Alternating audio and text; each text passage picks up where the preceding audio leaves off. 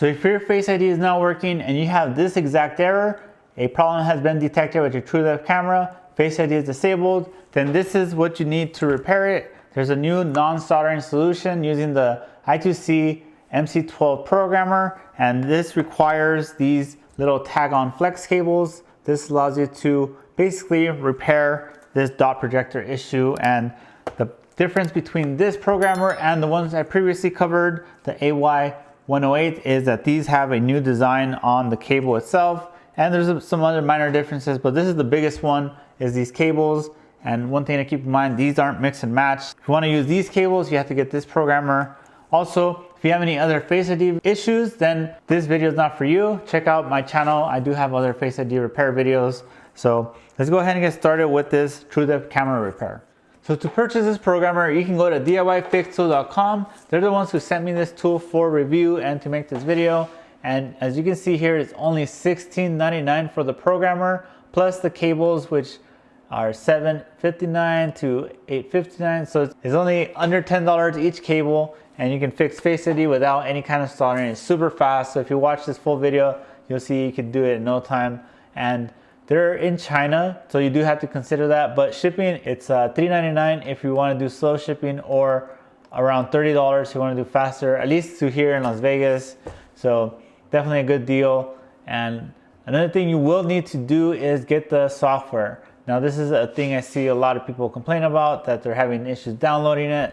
So the trick here that I found on YouTube from another channel, which I believe his name is Serge, you go here to English.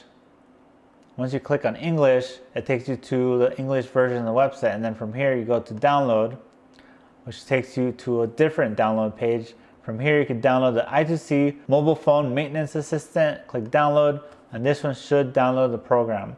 Whereas if you try to do it from their main website, then you might have errors trying to download the file. So as you can see, you just click all the buttons. Who knows what that's saying, but just click, click, click, and then you can download the file. So once you install that, then you will have this program here. So let's go over what you need for the hardware. So in the box, you'll find this programmer here, which you can plug in through USB-C to your computer. It doesn't come with a USB-C cable, so you do have to get your own, but you should have one if you're a technician. Then it does come with this special cable. This is a USB to like a barrel type of cable. This one you plug into the bottom of the programmer. This is how you activate the dot projector. In other words, they use the word activate, but really you're blowing the MOSFET in the sensor, so you can then bypass it and then use the chip on these tag-on flexes. So very important you have this plugged in, and you will need a Samsung fast charger or some other fast charger brick. So this is, you can't even see it, but the important thing is look at the output. If it says outputs 9 volts and 2 amps, this one says 1.67 amps, so it should work, but let's go ahead and give it a try. You need one of these that supports 9 volts or higher. So we're gonna plug this in to an outlet, right? So that's plugged into power, then we're gonna plug this in down here. So we have PC connection, and then this is power to blow the MOSFET in the sensor. So let's go over the little tag-on flexes. So as you can see, the design is way different than the one for the AY programmer, and I think JC might have a slightly different design, or might have the other design. So from what I can tell, i2C has these new and improved design flexes. So, you know, this might be a better solution for you. So here's the phone. If you go to Face ID, you see the error. So I'll say it again because I get people asking me all the time. This repair, what we're gonna show in this video, is only to fix this exact error. If you have some other error, then this is not the video. So there's like a million types of Face ID errors, so keep that in mind. But this is a very common one. And this is about, I would say, 90% of Face ID TrueDepth camera errors like this will be fixed by this. There's other cases that could be causing this exact error, so keep that in mind. This isn't 100% foolproof. So right now I have the phone fully assembled, everything's plugged in. and we now have to plug the phone into the PC. When you have the programmer plugged into the computer and you have the software running, you should see the device detected. Now you see here it says trusted. Make sure you trust the device on the phone. You trust the computer, so you click trust, you type in the PIN code if it has one, and you should see it detected here. If you see the device detected but nothing red here on the right, just unplug it and then plug it back in, and just make sure that the computer detects it. Now this does require you to have, in order for the computer to detect this phone, make sure you have iTunes installed. I've seen people complain that the software is not detecting the phone and they just don't have iTunes, so the drivers are not there for the phone to be detected. So that's very important. Also, make sure that these serial numbers here on the right are all present when you have the phone fully assembled. This will tell you whether or not any sensor is actually damaged. For this solution, we need to have all these sensors detected. So, and you do also need the original parts for everything. We're not replacing any sensors, we're not doing any other kind of magic. We're only repairing the dot projector issue by, well, I'll go over that later. But the important thing is make sure you have the serial number, FCMS, I don't know what that one is, but I do know lattice is the dot projector, infrared is the IR cam, distance is the flood illuminator, and ambient is the ALS sensor. Ambient is not required for Face ID, but distance, infrared, and lattice are. So make sure, I would just make sure all these are present. If there's one missing or if it's reading zeros, then there's an issue and this solution is not going to work. So to avoid you from going through the whole process, make sure everything's fully connected and plugged in. If you're having any kind of issues, you might even consider doing an update or restore. The goal is to get these numbers to show up. If not, then just stop or you'll need to troubleshoot further to figure that out. And then now that we got this connected, we know it's working, now we should go back to disassembling the phone and actually getting the dot projector out. So to do that, you should unplug the battery first. You need to pop off these 3 cables and get the little assembly here out. And then we want to turn the device back on. So plug the battery back in and plug it back into the computer. And then here's the assembly. So there's 3 sensors here on this thing. There's the dot projector, the front camera, and the IR cam. The dot projector and the IR cam are paired for Face ID. The front camera is not. So if you ever do need to replace the front camera, you can break open the bracket, pop it out, put a new one, and glue it all back together. That's a whole different process. Let me know down below in the comments if you want me to make a video on that, and I'll do it. But for now, get this piece out. This phone is back on. It's going to give you a Face ID error because we obviously have this sensor missing. And then here, find the dot projector. So like I mentioned, this glass one here is going to be the dot projector. So follow where the flex comes out from it, which is this one here. So for this model is this flex cable here. Make sure you follow the outline of the cable with this. And then here on the left, now this one's slightly different than the other tools that I've used, so I'm trying to figure out how exactly this works. You can see here on the right is what the actual dot projector assembly looks like. You should be able to test it, although I don't know why it doesn't let you. It says device connected. Let me unplug it. It doesn't say anything. I don't see where to test, to click test. The phone is connected. Now here on the right, you can see how I don't have a front camera. So FCMS is the front camera. So you can see the front camera not detected, the lattice is not detected, infrared is not detected through the phone. Now I have those separately outside, and that's why it shows those. But the distance, ambient are on the ear speaker flex. That's why you can see those. Serial number is the serial number of the actual device. So let's try this. Let's do a cloud backup. I've already clicked this, so yeah, go ahead and click yes. okay, uploaded and saved to server and locally. You need to have the phone plugged in while doing this. That way it can pair the backup data from this to this device so that you always have it. If you have this device plugged in, it knows to refer to the data for this specific one. Now, burning is when you write to the tag on flex. There's the cloud burn or local burn. For now, we don't do that yet. So activation is where you actually blow the MOSFET within the dot projector, and that way we can then use this cable and have it all work. But there should be a test button. I don't see it. Unbind, that's something else. This bottom section is regarding the phone.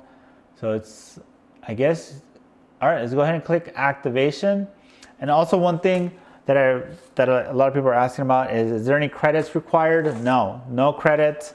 You know, they're gonna make their money selling these tag-on flexes, so there's gonna be no credits later on. That was just the other programmer that was wording stuff weird and made people believe there's credits. There's no credits. So I'm gonna go ahead and click activation. So yeah, see, remaining activation times is 2. So this is basically a safety measure, is not a credit issue.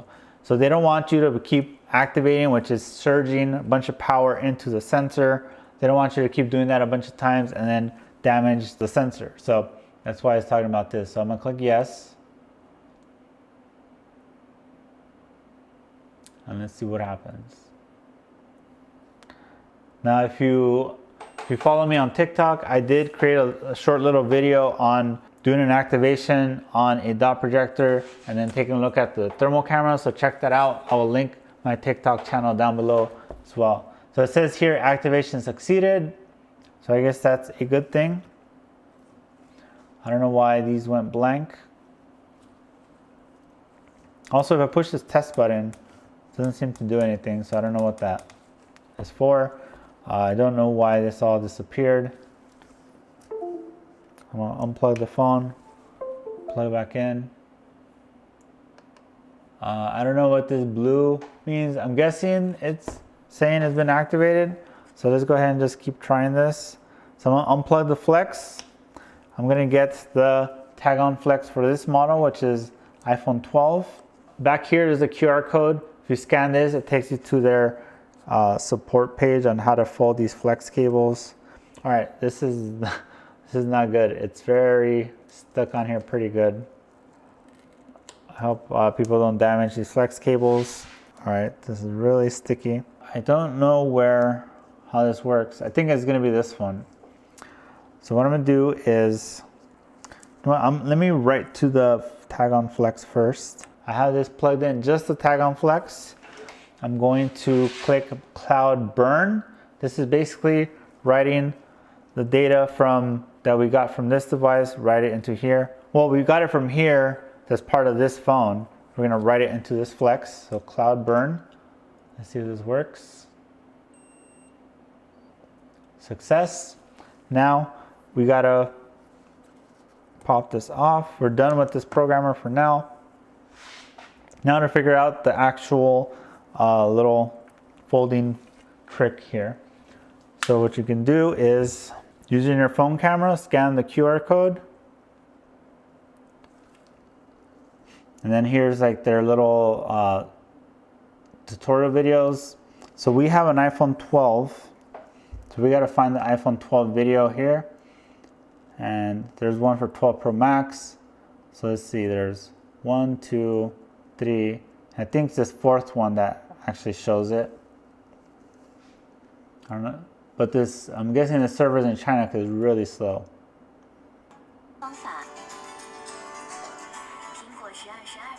Fold in half and slide that one on top. Okay. So basically, fold it in half like that. You know what? I'm gonna peel this off. It's very strong adhesive, so it makes it real difficult to maneuver. So i2C, if you guys are watching this, you might want to rethink this adhesive that's back here on the flex that's stuck to the little card. is very strong. Unless it's there for a reason, but yeah, I don't think it serves any purpose. All right, you know what? Let's go under the microscope. So essentially, they want you to fold it like this. Bring this cable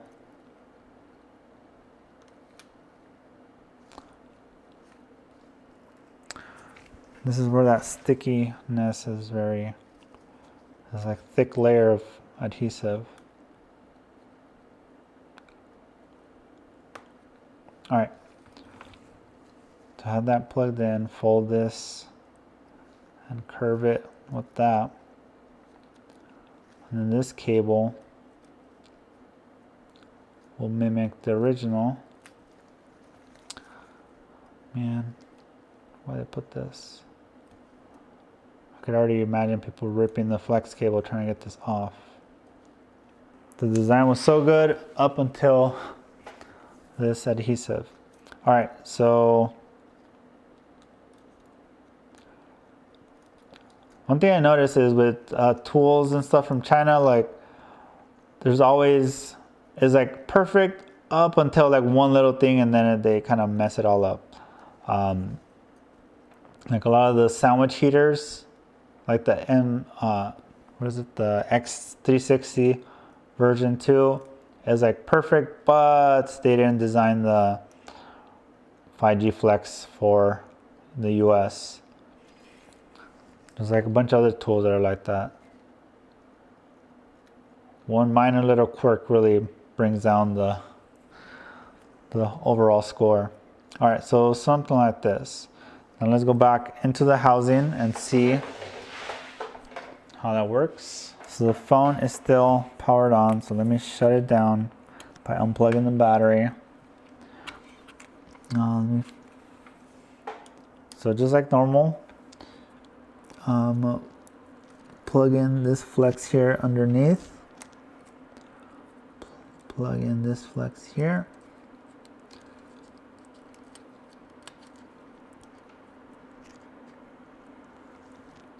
Plug that in there.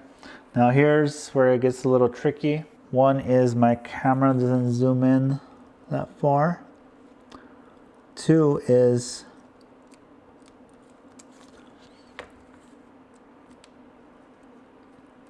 I think to design this cable, maybe I'll go under the, all right, for good measure, I've unplugged the screen as well. So here in the US, we have a 5G antenna that plugs in here. In China and everywhere else, this isn't here. So I think they designed this assuming, you know, that space was there for no reason. Also, we need to feed this in between here, I think. Yeah, like that. And then something like that. Now, one thing we got to consider is this speaker assembly goes in this cavity. So when you put the screen down, in theory, it should fit in here. But being how there's cables folded and stuff, I wonder. And plus this sticker is going to stick to the speaker too. If you're having issues, maybe I put some alcohol, I can peel it off more.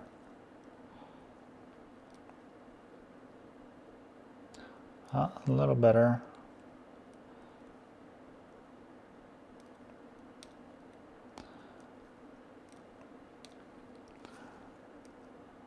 Either way, I still think this non-solder solution is way faster than the previous soldering solution where you either had to do a chip or change a flex.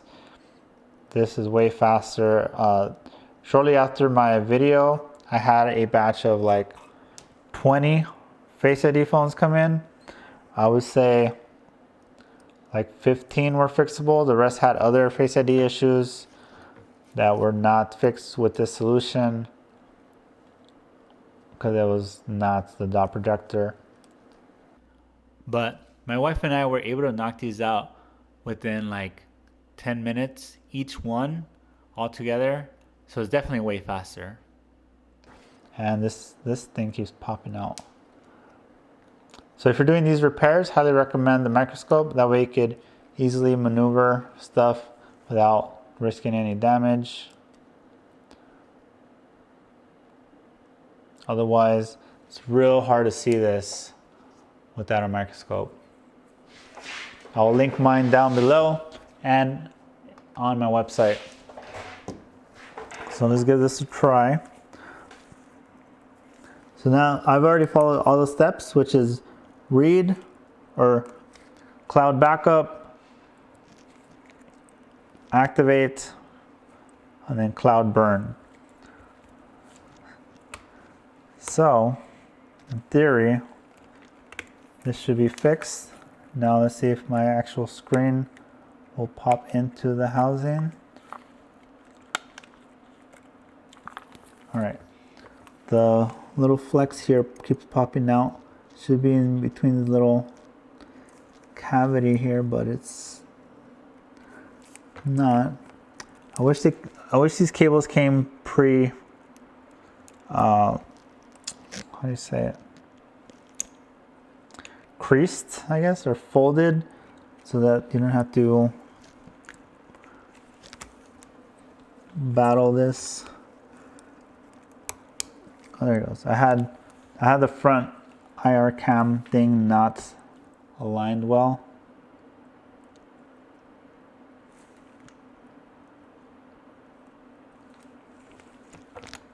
All right, there you go. All right, so I don't have the brackets installed, but for now, just for this test, we're gonna see. Now, since the little cable thing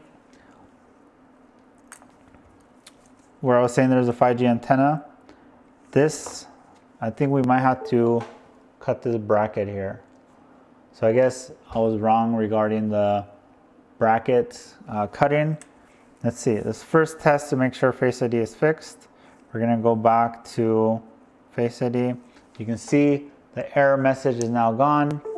I don't need this plugged into the PC. Error message is now gone. Go to set up Face ID.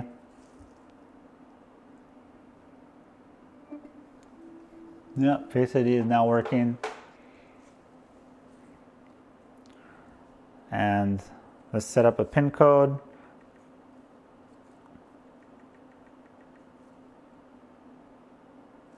All right, it's taking a while, but I think that's just standard iPhone behavior. So yeah, what do you guys think so far? Let me know down below in the comments. I do know that I've seen a lot of you guys commenting about you do this whole repair, but you're getting the move up, move down issue. That can be many different things. Like I mentioned earlier, make sure you have all the original parts. Make sure all the sensors are detected by the software, and make sure that the brackets, all the sensors are lined up where they should be. I don't know why this is frozen here.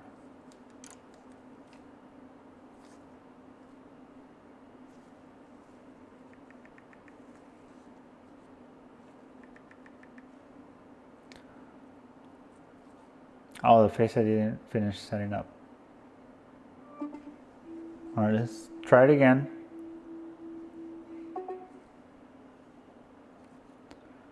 All right, there you go. Now it's set up. Yep, it works right away. You can tell there's like a little lock here. As soon as I look at it, it unlocks. So let's do it one more time. You see the lock right away. So I haven't heard of any performance issues with this solution. So if you can do this repair right away, see? So definitely working. Let me check the bracket. So the final step in this repair is this bracket. So this bracket is going to be blocked by this cable here, right? This bracket, you can see that there's a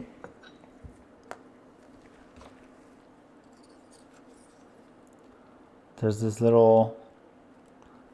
this part, which is supposed to go here, but now we have a new piece here that we added on.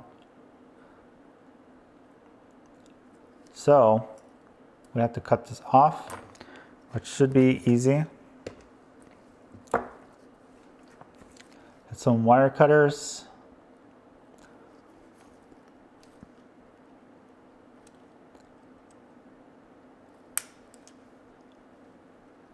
And break it off.